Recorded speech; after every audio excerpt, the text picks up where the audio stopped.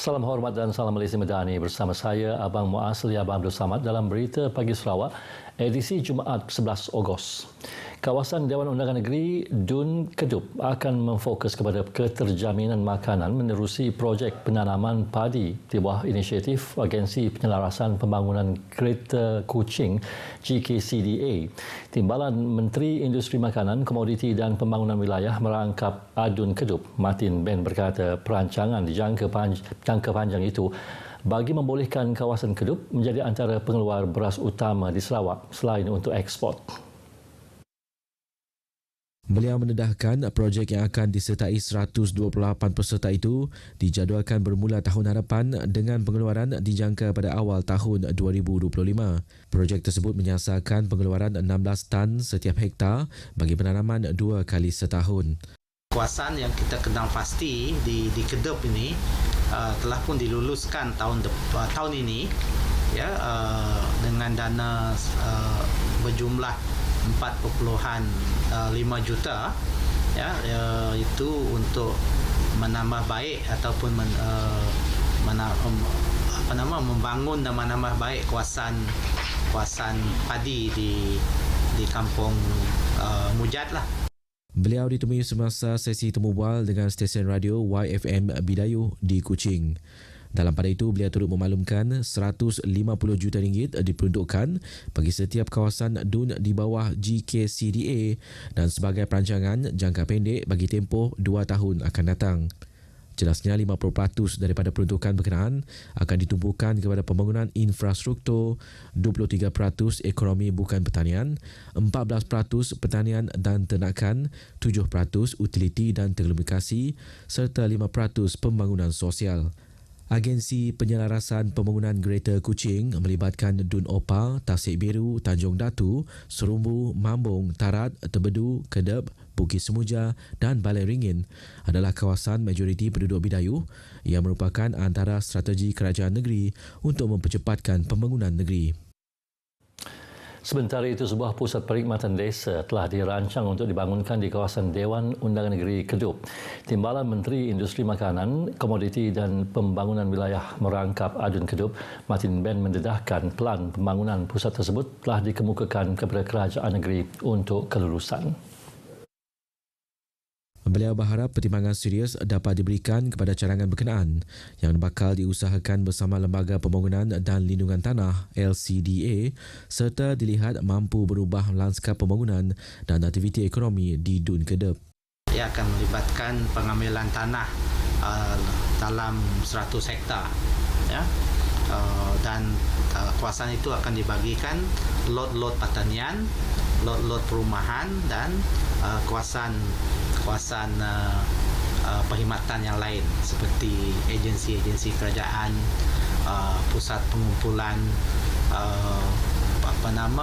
hasil pertanian, anjung usahawan dan digital center ya.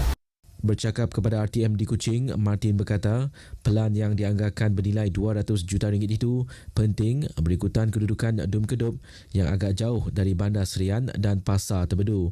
Pusat perkhidmatan desa yang dicadangkan di kawasan Mongkos, Bunan itu juga sebagai usaha ke arah menaik taraf kawasan tersebut yang mempunyai 15 buah kampung menjadi sebuah daerah kecil dalam jangka masa panjang. Acara muzik terbesar Borneo Sonic 2023 akan diadakan pada 6 dan 7 Oktober tahun ini di Stadium Sarawak, Kuching. Menteri Pelancongan Industri Kreatif dan Seni Persembahan Sarawak, Datuk Seri Abdul Karim Rahman Hamzah berkata acara yang julung kali diadakan di Sarawak ini akan menampilkan barisan penyanyi terkenal dan personaliti dari Korea.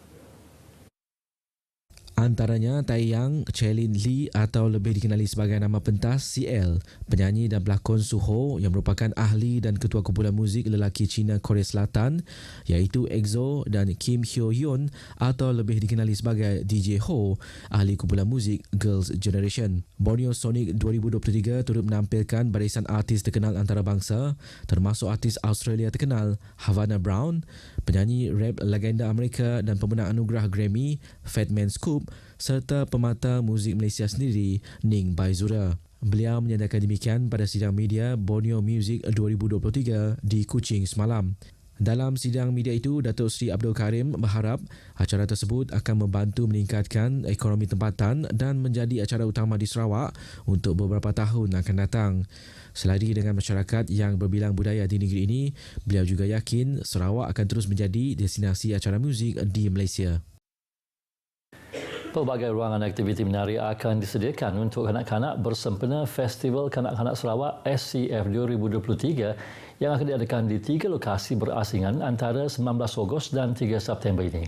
Timbalan Menteri Pembangunan Wanita dan Kanak-Kanak Datuk Rozi Yunus berkata, ini termasuk ruangan aktiviti bercerita, permainan, persembahan dan kebudayaan.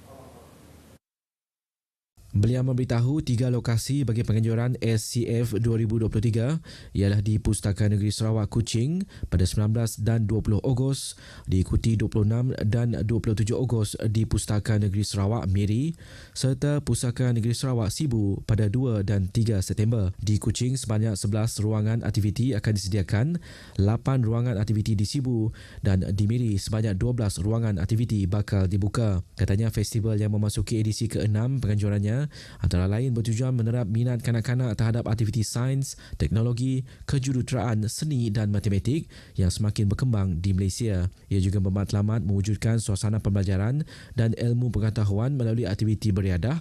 Kemasukan adalah percuma.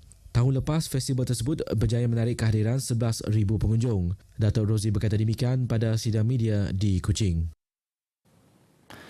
Penganjuran program pertandingan Forum Pelajar mampu melahirkan pelajar yang kreatif, inovatif dan sensitif terhadap isu-isu yang berlaku pada masa kini. Menurut Timbalan Premier Sarawak Datuk Seri Dr. Sim Kui Hian, ianya dapat mewujudkan kepintaran emosi dan intelektual dalam kalangan pelajar untuk mendepani kehidupan yang semakin mencabar pada masa yang akan datang. Datuk Seri Dr. Sim berkata, bersesuaian dengan dasar kerajaan dan kepentingan bahasa Melayu sebagai bahasa kebangsaan dan bahasa rasmi negara, maka wajarlah program keintelektualan seperti ini diadakan. Jelasnya kerajaan negeri sentiasa menyokong usaha sebegini yang menjadi medan melahirkan warga akademik, bijak serta bersahsiah mulia. Saya percaya dengan penganjuran pertandingan seperti ini secara tidak langsung dapat menyumbang kepada pencapahan budaya ilmu dalam kalangan pelajar. Dan saya yakin melalui pertandingan ini, para pelajar dapat mengasah kemahiran berhujah secara kreatif, kritis dan bernas.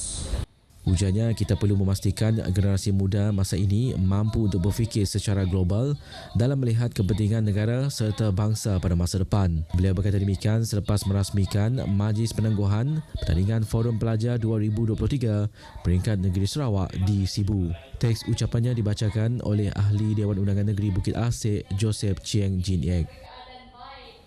Sebuah pangkalan feri akan dibina berdekatan Sekolah Menengah Kebangsaan Sedaya Lama di Kenawit bagi memudahkan penduduk setempat menyeberangi sungai menuju ke Pekan Kenawit. Ahli Dewan Undangan Negeri Adun Ngemah, Anyi Jana berkata, pangkalan feri itu akan dibina dengan peruntukan sebanyak 4.5 juta ringgit dan tender projek ini akan dikeluarkan Oktober ini. Jalan itu sempit. Jadi saya beritahu mereka kalau bajet itu mencukupi, sila perbesarkan jalan itu sedikitlah daripada jalan yang ada sekarang tu. Jalan SMK Sedaya Lama tu kurang besar. Berlimpas pun susah sikit. Jadi dengan bajet yang 4.4 million itu, saya rasa bukan setakat membina penambahan feri rem itu saja, tapi dia boleh membesarkan sedikit jalan daripada pangkalan feri itu pergi ke hujung SMK Sedaya Lama itu. Beliau ditemui media selepas menghadiri program sambutan Hari Kebangsaan anjuran Sibu FM di SK Ulu Bawan, Kenawit. Ujarnya dengan siapnya pangkalan feri itu kelak akan memendekkan perjalanan penduduk di kawasan itu untuk ke pekan terdekat bagi tujuan membeli barang keperluan harian. Ketika ini, penduduk di kawasan Ngemah memilih untuk membeli belah di Sibu Jaya yang terletak lebih 40 km dari kawasan SK Ulu Bawan. Dengan adanya perkhidmatan feri itu kelak, perjalanan penduduk ke Pekan Kenawit hanya sejauh 7 km berbanding 50 km menggunakan jalan raya sedia ada. Kebanyakan penduduk daripada sebelah kiri Lun Ngemah, mereka akan pergi membeli belah di Pasar Kenawit. Maksudnya, wang kita tidak akan mengalir ke tempat lain lah. dia akan masih berada di Dun Kemayah ataupun di Kenawit. Beliau percaya projek ini akan meningkatkan sosioekonomi di Pekan Kenawit sekaligus meningkatkan pendapatan peniaga-peniaga kecil di pekan tersebut. Program sambutan Hari Kebangsaan Anjuran Sibu FM ini diadakan bagi menyemai semangat patriotik di kalangan murid. Pelbagai aktiviti diadakan antaranya pertandingan mewarna, deklamasi sajak, pertandingan pakaian beragam dan pertandingan nyanyian lagu patriotik. 5 kapal tunda terbakar awal pagi semalam berdekatan Pelabuhan Lembaga Kemajuan Ikan Malaysia LKIM Tanjung Manis di Serikei. Pusat Gerakan Operasi Bomba Sarawak memaklumkan pihaknya menerima panggilan berhubung kebakaran itu pukul 5.21 pagi dan pasukan bomba dari Balai Bomba dan Penyelamat Tanjung Manis diarah ke lokasi kejadian. Ketika sampai di tempat kejadian, anggota bomba mendapati kebakaran melibatkan 4 buah kapal tunda yang telah rosak. Mereka kemudiannya bertindak membuat fire break di sebelah hulu dan hilir kawasan kapal berlabuh. Walau bagaimanapun, disebabkan angin kuat, kebakaran telah merebak ke sebuah lagi kapal berdekatan. Pasukan bomba terpaksa menggunakan bot maritim untuk memadamkan kebakaran. Operasi tamat pada pukul 11.40 pagi. Tiada kecederaan maupun kemalangan jiwa berlaku dan punca kebakaran masih disiasat. 2 pelajar sekolah menengah dari Kuching mengharumkan nama Sarawak apabila berjaya merangkul tempat pertama di kejohanan taekwondo terbuka antarabangsa Chuncheon, Korea pada Rabu. Lau Ji-ki mengungguli tempat pertama bagi demonstrasi junior kategori perempuan bawah 15 tahun manakala rakannya Travis Teo Zia Zhen merangkul tempat pertama bagi kategori lelaki bawah 15 tahun. Bagi naib pengerusi kejohanan itu, Datuk Seri Lau Kueng Chai yang merupakan satu kebanggaan bagi negara dengan kemenangan sulung itu. Beliau menjelaskan perkara itu dalam satu kenyataan media di Kuching semalam. Kejohanan 8 hari itu telah menarik 3,500 penyertaan dari 63 buah negara. Berita itu tadi mengakhiri Berita Pagi Sarawak edisi Jumaat 11 Ogos. Terusnya ikuti Selamat Pagi Malaysia selepas ini bersama Terence dan Syuhaida. Salam Malaysia Madani.